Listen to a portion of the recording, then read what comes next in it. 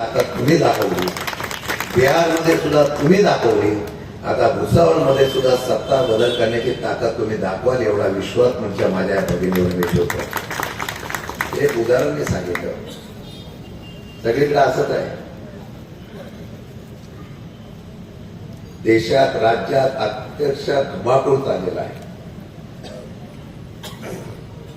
कधीतरी आम्ही पत्रकार आम्ही सगळ्यांनी यावर आवाज उठवला पाहिजे. आवाज उठवण्याला संपून जातो, मग तुमच्यात असो आमच्यात असो समोरचा कोणती असो, सगळ्यांना संपून टाकलं जातं, दाबलं जातं. कुठे लोकसेवा? नगर परिषद माझ्याकडे दिली नाही तर तुम्हाला विकास कामाला पैसे देणार नाही, तुमच्या बापाचेच पैसे. ही सरळ धमकी नाही.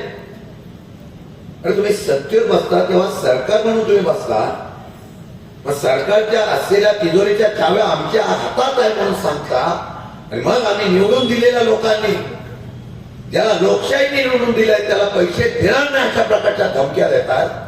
हे महाराष्ट्रामध्ये चालू आहे. खुलेआम गुंडगिरी. परवाच्या दिवशी एका काँग्रेसच्या असलेल्या अध्यक्षाला गाडीमध्ये सरळ सरळ बसून घेऊन गेले. भीतीच राहिली नाही. माझ्या विधानसभेच्या अध्यक्षाला बीडमध्ये प्रचंड प्रमाणामध्ये खोटे कंप्लेंट करतोय आता तक्रार जाणीवपूर्वक केली, पण तो झालेल्या भ्रष्टाचारावर आवाज उठवतो म्हणून त्याच्यावर हल्ला करण्यात आला. 2 नंबरचे धंदे चालू आहेत. आमच्या तरुणांना बेरोजगार आहेतच, पण त्यांना व्यसनाधीन करण्यासाठी ड्रग्सच्या फॅक्टऱ्या उभ्या राहिल्या. कधीतरी बोलायचो आम्ही उडता पंजाब आहे, आता उडता महाराष्ट्र या ठिकाणी असलेला बघण्याचं दुर्दैव आम्हाला येत आहे. निवडणुका नुसत्या आपल्या नगर परिषद, पाणी, स्वच्छता वगैरे काही नाही. अमृत योजनामध्ये पाणी 12 दिवसांनी पाणी येते ते. फक्त टक्केवारीसाठी काम चालू आहे. आणि आहे कोण? चौधरी साहेबांना आणि सगळ्या खडसे साहेबांना मी सांगणार आहे, आपले लेफ्ट हँड कोण आणि राईट हँड कोण ते पण आता बघून व्यवस्थित घ्या. कारण जेवढे लेफ्ट हँड राईट हँड वाले आहेत तेवढेच सगळे कॉन्ट्रॅक्टर झालेले आहेत. जेवढे भाजपच्या नगरसेवक या असलेल्या नगर परिषदेमध्ये होते ते सगळे गब्बर झालेले आहेत. 20% कमिशन. काय क्वालिटी तुम्हाला भेटणार आहे? आणि खुल्या खडसे साहेब तर आम्ही जेव्हा विरोधी पक्षात होतो ना ताई, ते समोर उभे राहिले की सत्तारूढ पक्षाच्या मंत्र्याला घाम फुटायचा. हल्ली घाम फुटायला आम्ही गेलो तर ऐकणारा पण बहिरा झालेला आहे आणि उत्तर देणारा पण बहिरा झालेला आहे. भीतीच राहिलेली नाही. आम्ही किती आरोप करा, कारण मगाशी सांगितल्याप्रमाणे वॉशिंग मशीन मध्ये साप आलेल्या लोकांना कसली भीती राहिली नाही. 20%च्या वरती अभाव टेंडर काढतात आणि इस्टिमेट सुद्धा 20%च्या वरती असतात. हे खुल्या आपल्या असलेल्या तिजोरीतून 9.5 लाख कोटीचं कर्ज तुमच्या आमच्या माथ्यावर गेल्या काही वर्षामध्ये वाढवून ठेवलेलं आहे. पैसे तुमचे आहेत, जीएसटी आपलीच भरतोय.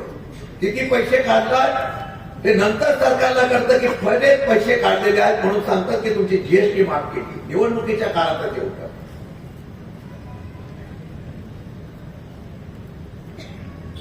मगाशी मी बघितलं, फार धूर्त राजकारणी या सत्तेवर बसलेले आहेत आणि भांडवलशाही तुमच्या गरिबांच्यासाठी काय बसलं नाही. मगाशी येताना एकाने विचारला, शेतकरी मला भेटला, मला वाटलं की नाका होतं केळ्याच्या बाबतीमध्ये. मला वाटतं सभागृहामध्ये तुमचे एवढे प्रश्न केळीच्या संदर्भात शेतकऱ्याच्या संदर्भात विचारले जाते. दरवेळेला ते प्रश्न विचारतात.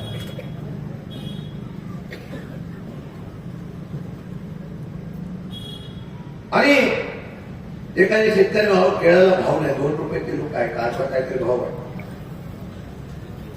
त्याला केळच कळत नाही तर तुम्हाला काय कळणार आहे? फार वाईट लोक आहे. शेतकरी अतिवृष्टीमध्ये गेला, त्या सरकारला जाग आली नाही. केळ्याच्या बागा उद्ध्वस्त झाल्या, त्या सरकारला जाग आली नाही. अरे या शहराचं शहरीकरण कशावर असतं तर ग्रामीण भागातला स्तोत्र मुंबई शहरामध्ये आला आणि या शहरामधल्या बाजारपेठा फुलल्या तर त्याचा फायदा निश्चितपणाने शहरीकरणाला होत असतो. पण भावी भागातला माणूसच मेला, शहरातला माणूसच मेला. त्यांना फक्त असलेल्या मोठमोठ्या टेंडर, मोठमोठ्या प्रक्रिया, मोठमोठ्या योजना मला तर कळलं काही लोकांचे सुरतच फटके आहेत.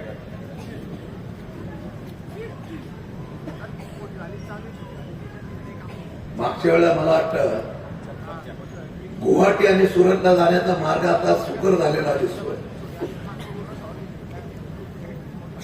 अरे आमच्या असलेल्या बीजेपीच्या काही नगरसेवकांना आमच्या पक्षात प्रवेश करायचा होता. तो पक्षात प्रवेश होऊ नये म्हणून त्याची बिलं थांबवण्याचा प्रयत्न झाला.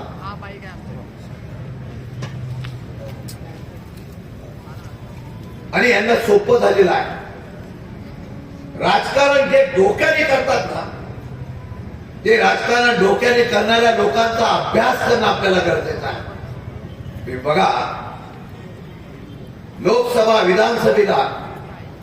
लोकसभेला प्रचंड प्रमाणामध्ये महाराष्ट्रामध्ये नाराजगी होती आणि त्याचा प्रत्यंतर आला असं.